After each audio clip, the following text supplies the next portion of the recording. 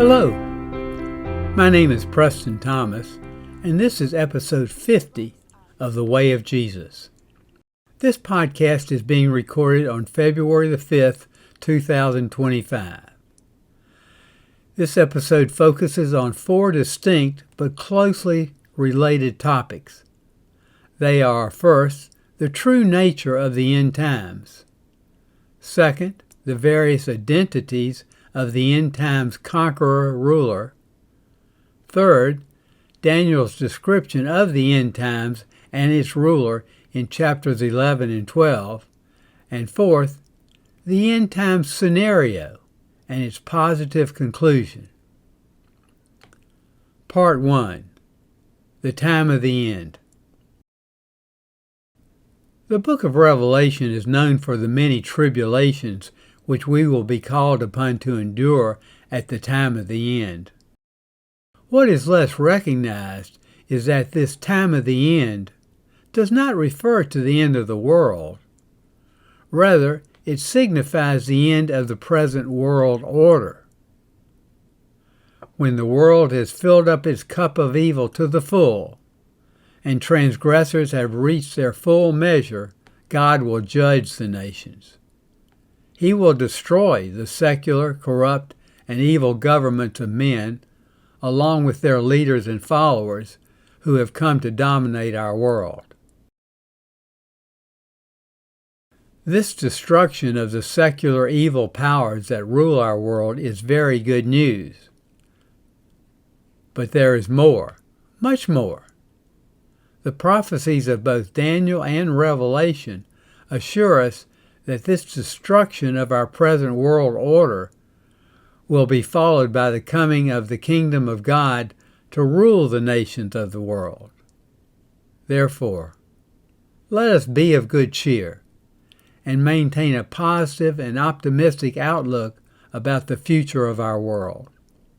Let us keep in mind that this coming tribulation is part of God's judgment and will be directed toward these godless rulers and their followers. And although we will be called upon to endure these perilous times, they will culminate in the coming of a bright new spiritual age and a far better world. With the coming of God's kingdom to rule the earth, our present materialistic age will be left far behind. We will enter a wonderful new spiritual age, characterized by the more perfect doing of God's will. This new age will bring a vast improvement in human relations and a most positive growth in both ethics and morals. But before the coming of this better world, we must face and live through the disruption and destruction that necessarily precedes it. Our part in this time of testing is to face facts courageously and with faith. We will need to exercise wisdom, patient endurance, and most critically, maintain a personal spiritual connection with God. In this time of trouble, a genuine inner relationship with God will be essential to strengthen us and see us through to the better times ahead. Part 2. Identities of the Rider on the White Horse. Chapter 6 of Revelation, which was previously discussed in Podcast 47, depicts the beginning of this tribulation period with the coming of the famous four horsemen of the apocalypse, and in particular with the appearance of the rider on a white horse. This rider goes forth conquering and to conquer. The arising of this conqueror will be our first sign that the tribulation period has begun. The three horsemen who follow this conqueror represent the results of his conquering activity: war, famine, death, and Hades. There are a number of descriptions and characterizations of this rider on the white horse in the Bible, and the major ones may be listed and summarized as follows. After chapter 6, the rest of the book of Revelation refers to this conqueror as a beast. Why is this so? It is because he has chosen his dark side and is dominated by his lower bestial urges. He is the opposite of true children of God, who seek to control their inherent animalistic instincts and advance to truly human levels. He will not be restrained by morality, ethics, or religious and spiritual qualities such as love and mercy. He will be a devil-guided and empowered personality who seeks only his own power, rule, and even worship. Revelation reveals that this beast will be allowed to gain great power over the nations and to exercise his will and authority for 3.5 years. But in the end, he will be defeated by the heavenly forces of Jesus and thrown alive into the lake of fire. Daniel, chapter 7, which was discussed in podcast 48, identifies this beast as a conqueror who arises out of the territory of the original Roman Empire. Although small at first, this king will overcome 3 modern nations that were also a part of Rome and become the leader of a revived Roman Empire. He will be successful in his conquest, make war with the saints, and prevail over them. He will speak great things and seem greater than his fellows. He will even speak words against the Most High. This king will rule for 3.5 years until God's judgment comes and his kingdom is taken away and given to the people of the saints of the Most High. In Daniel chapter 8, which was discussed in podcast 49, Gabriel tells Daniel, "Understand, O Son of Man, that the vision is for the time of the end. I will make known to you what shall be at the latter end of the indignation, for it pertains to the appointed time of the end." In chapter 8, Daniel identifies Revelation's rider on the white horse as a conqueror who arises out of a division of Alexander the Great's empire. Out of small beginnings, he shall grow exceedingly great toward the south, toward the east, and toward the glorious land. He will be a king of fierce countenance, who will corrupt and destroy many. By his cunning he shall make deceit prosper. He shall cause fearful destruction, and succeed in what he does, and destroy mighty men and the people of the saints. He will magnify himself even up to the Prince of Hosts, and take away the continual burnt offering at Jerusalem. He will dominate for 3.5 years, and then the sanctuary will be restored.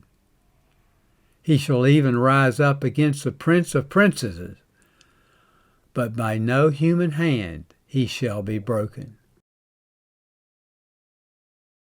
Daniel, in chapters 7, 8, and 11, reveals that this conqueror beast will speak out against God and Jesus.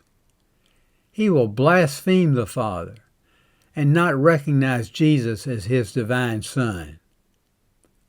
He will affirm that he is God above all others. Because he, quote, denies the Father and the Son, end quote, this beast is characterized by the Apostle John as the Antichrist. His is the way of self-assertion, as contrasted with submission to God's will, as taught by Jesus in his prayer, "Your will be done." And of all the identifications of this rider on the white horse in Revelation and Daniel, which include the conqueror, the beast, the ruler of a revived Roman Empire, a conqueror arising out of Alexander's empire, and the king of the north in Daniel chapter 11, this rider on the white horse is best known today as the Antichrist. Part 3. The King of the North and the Time of the End. Daniel's final revelation of the Antichrist beast and the time of the end is found in chapters 11 and 12. In Daniel 11, verse 4, the great prophet predicts that after Alexander the Great's death, his empire will be divided toward the four winds of heaven. These four divisions were 1. Greece and Macedonia, 2. Asia Minor, which is modern Turkey, 3. Syria and lands to the east, and 4. Egypt. Daniel 11 recounts the history of two of these powers, one of which is north of Israel and the other south of Israel. These two nations were Syria and Egypt, and they were referred to respectively as the King of the North and the King of the South. Daniel 11, verses 4 through 35 present an extensive and detailed history of the relations and wars between Syria and Egypt from the time of the division of Alexander's empire in 323 BC up to the time of the last Syrian king of the north, Antiochus Epiphanes, in 167 BC.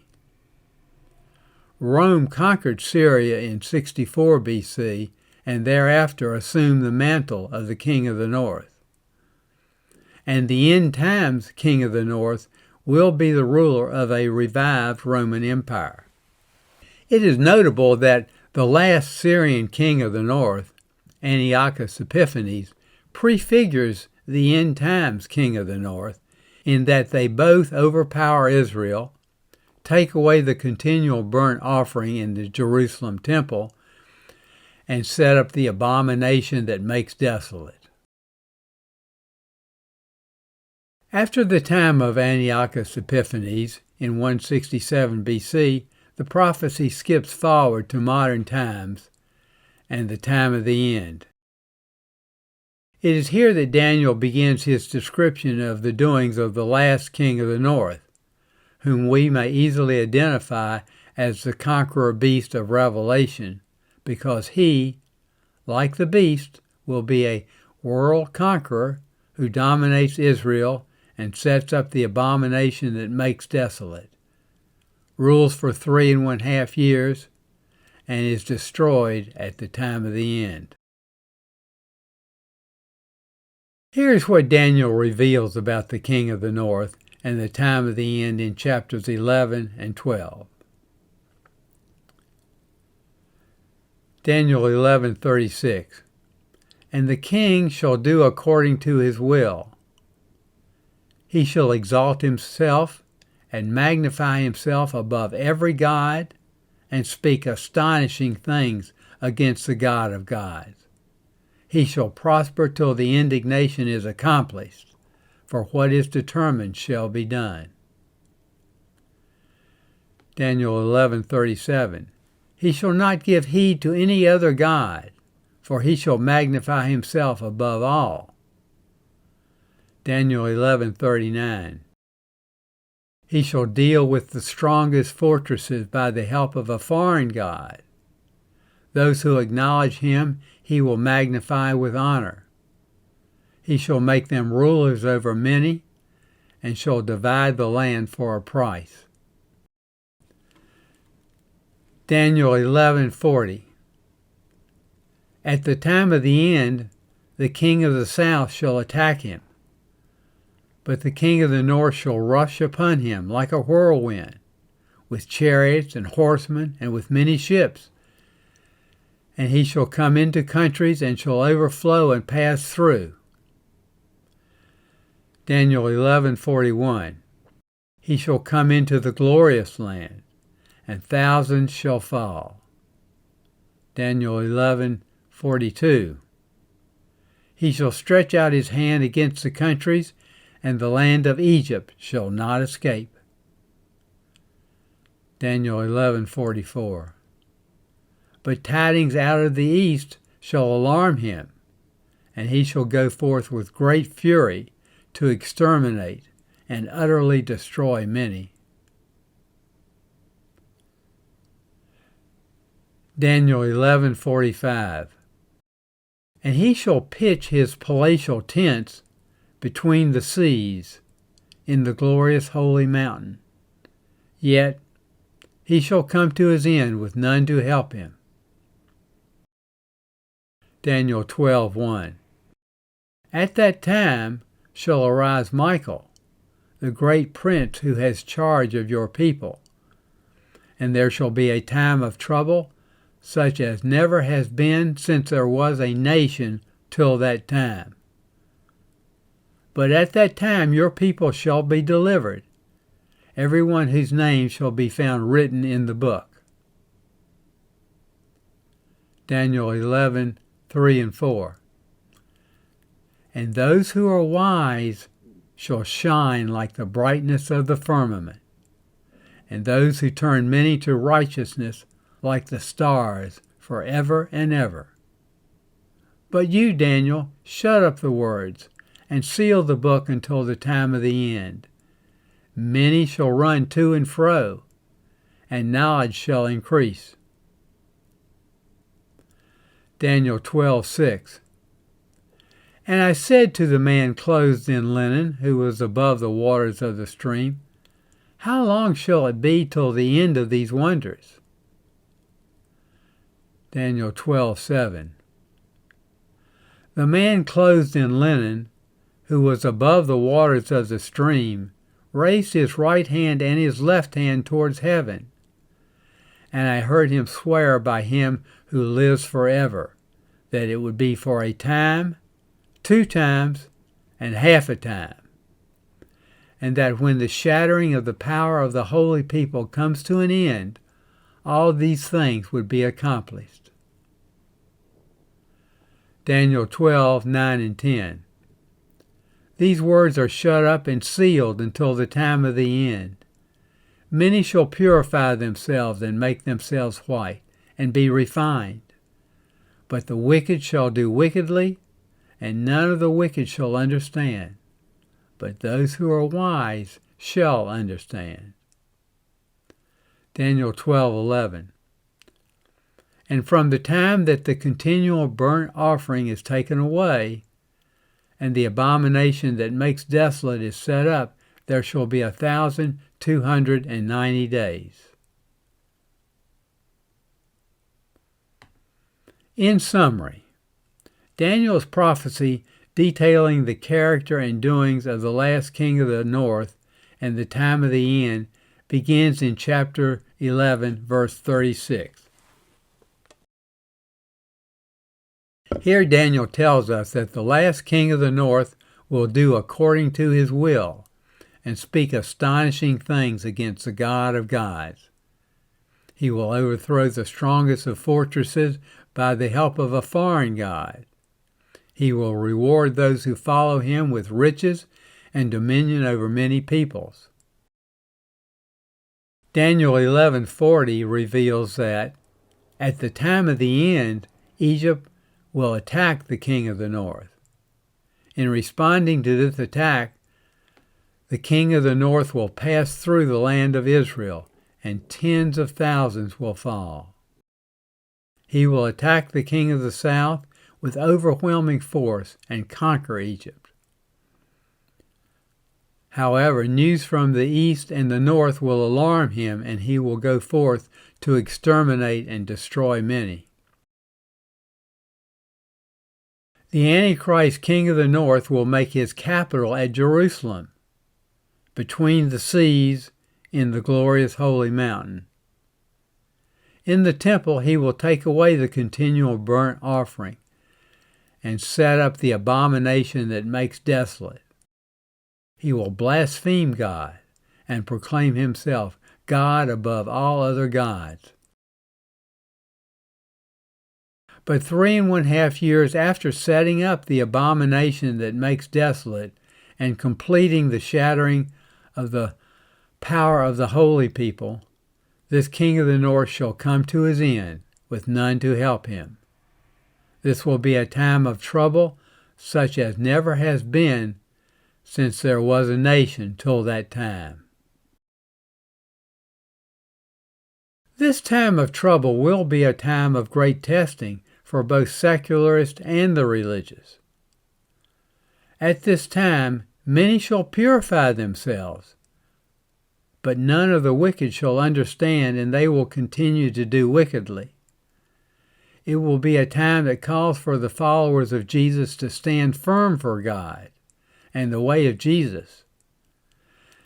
Daniel 12:3 encourages us with these thrilling words.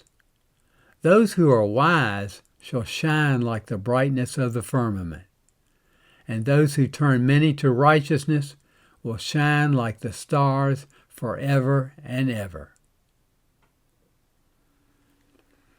In Daniel 11:4, the prophet describes the time of the end as a time when, quote, many shall run to and fro, and knowledge shall increase, end quote. We do well to clearly recognize that Daniel's description of the time of the end well describes the very times in which we now live. Part 4. The End Time Scenario and its Conclusion. In both Revelation and its great precursor, Daniel, we may identify 4 major phases of the end times. Recognizing this end time scenario not only helps us prepare for this time, it also helps us understand and identify the various references to this time throughout the Bible. First, the end times begin with a conqueror who arises out of small beginnings and goes forth conquering and to conquer. Second, this conqueror achieves great success, defeats even the saints, and gains extensive dominance over much of the world, including Israel and Jerusalem. He blasphemes God and Jesus and proclaims himself God above all. Third, after 3½ years of world rule, he is utterly defeated and destroyed by the heavenly forces of Jesus, thus bringing to an end the present world order. And fourth, this end-time scenario culminates with the secular, corrupt, and evil kingdoms of men being replaced by the righteous and everlasting rule of the kingdom of God. We should be thankful for the great prophecies of Daniel and Revelation. They not only help prepare us for this time of trouble, but also they encourage us with the assurance that, in the end, the good will win out, and we will enter a better and more spiritual age, with the kingdom of God coming to rule over the kingdoms of men. This foreknowledge helps prepare us for the rise and fearsome rule of the Antichrist beast. Only the genuine religion of personal spiritual experience will prove helpful if we hope to survive this time. We must find the courage to face our fears and acknowledge the very real dangers presented by world conditions. We must manifest patient endurance and prayerfully trust in God's overcare and protection. And we do well to realize that this will be a wonderful time for personal evangelism, saving others through turning them to Jesus and his life-giving teachings. The following verses from Daniel and Revelation encourage us with the assurance that God will judge the secular, corrupt, and evil rulers of the earth and their followers, destroy them, and replace them with the everlasting rule of righteousness. Daniel 8:25. He shall even rise up against the prince of princes, but by no human hand he shall be broken. Daniel 7:11. And as I looked, the beast was slain, and its body destroyed, and given over to be burned with fire. Daniel 11:45 and 12:1. He shall come to his end, with none to help him. At that time shall arise Michael, the great prince who has charge of your people, and there shall be a time of trouble, such as never has been since there was a nation till that time. But at that time your people shall be delivered, every one whose name shall be found written in the book. Revelation 19 through 21. And I saw the beast and the kings of the earth with their armies gathered to make war against him who sits upon the horse and against his army. And the beast was captured, and with it the false prophet, who in its presence had worked the signs by which he deceived those who had received the mark of the beast and those who worshipped its image. These two were thrown alive into the lake of fire that burns with sulfur. And the rest were slain by the sword of him who sits upon the horse, the sword that issues from his mouth. And all the birds were gorged with their flesh. Daniel 7:26 and 27. The court shall sit in judgment, and his dominion shall be taken away, to be consumed and destroyed to the end. And the kingdom, and the dominion, and the greatness of the kingdoms under the whole heaven shall be given to the people of the saints of the Most High. Their kingdom shall be an everlasting kingdom, and all dominions shall serve and obey them. This concludes episode 50. Thank you for watching and listening. If you found it enlightening, please subscribe and give it a like. Until next time, I urge you to follow in the way of Jesus.